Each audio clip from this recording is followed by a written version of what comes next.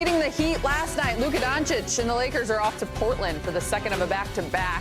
Luka may be out again tonight, but the Lakers are rolling. They won 5 of the last 6 games and are averaging nearly 120 per game. We're getting you set for the Lakers and Trailblazers, tipping off in 1 hour.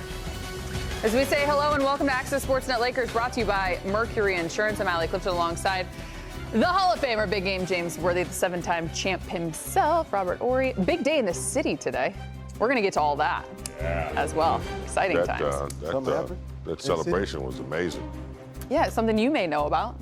10 rings combined here on the desk.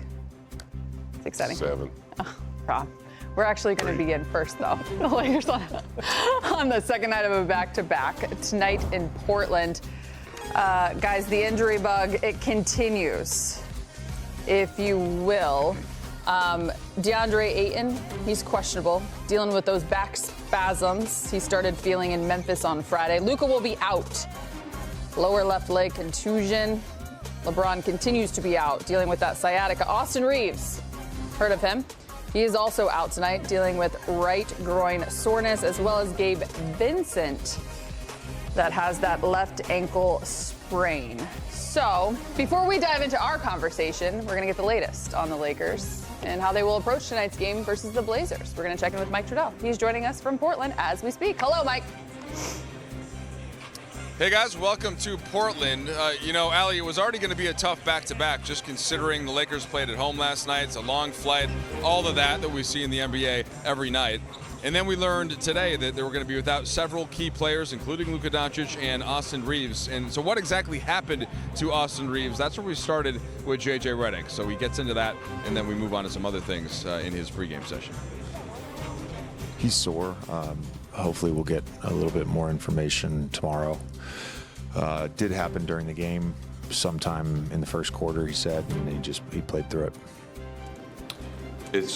I guess it's been like this, right, for pretty much every game so far this season, maybe more tonight than others, and so it feels like asking the same kind of a question. But what's the focus on a team that you just played, all the ball pressure, and not having a lot of your ball handlers tonight?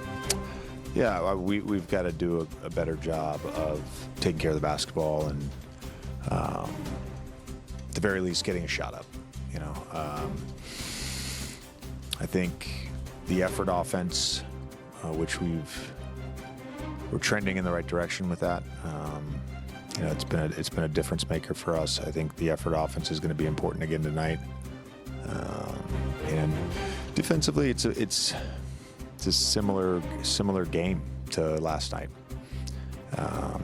They don't kind of run the same dribble drive offenses Miami, but the intent of what they're trying to do offensively is very, very similar.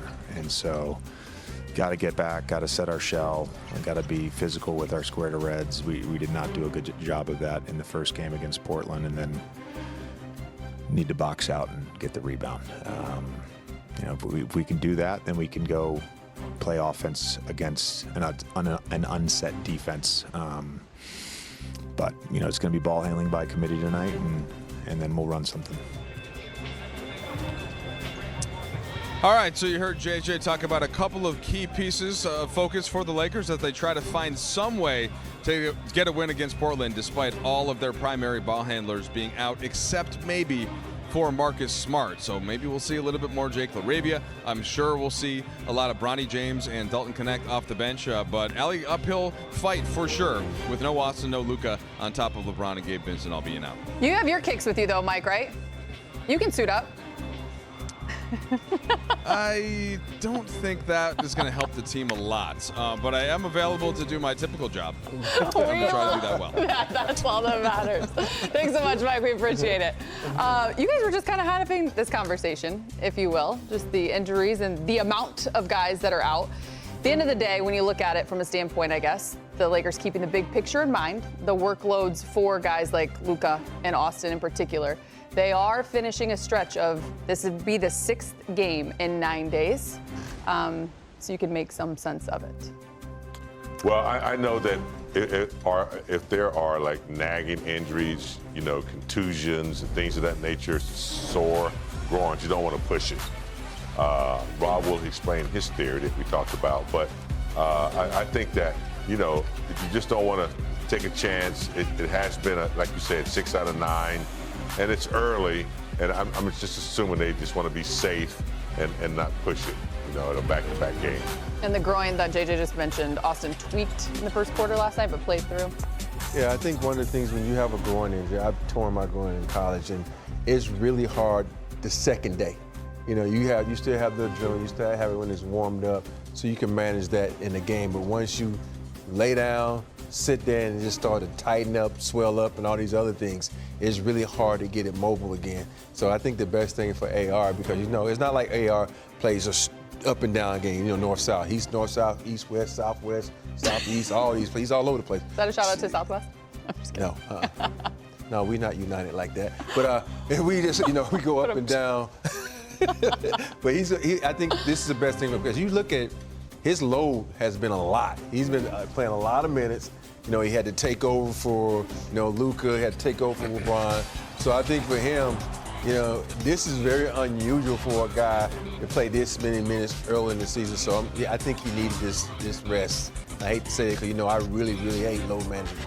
Yeah, you do, and I don't think anyone can disagree with that. Having said that, we talked about it last week, big game, because unfortunately, even though we're 7 games in, this is not anything new for the Lakers here early on, because as JJ will tell you, it's still another opportunity. Next man up. It has to be. Guys have to really, do their jobs better and try not to do, more. Guys like Hayes going to have to step up. Jake LaRavia has proven it'll be a little bit more focus on them defensively without Luka and without Reeves and without Gabe. So it'll be interesting to see how they connect defensively and, try to get some excitement on that side of the court. Maybe get some steals, turnovers, get some easier buckets and make it easier on themselves. But they will have a leader out there. And Marcus Smart, he's known for stepping up in all situations. But knowing that the team is without, 4 or 5 players, he will play a key role in how he verbalizes and how he, established that aggressiveness on both ends of the floor. I think for me, it's going to boil down to a group effort.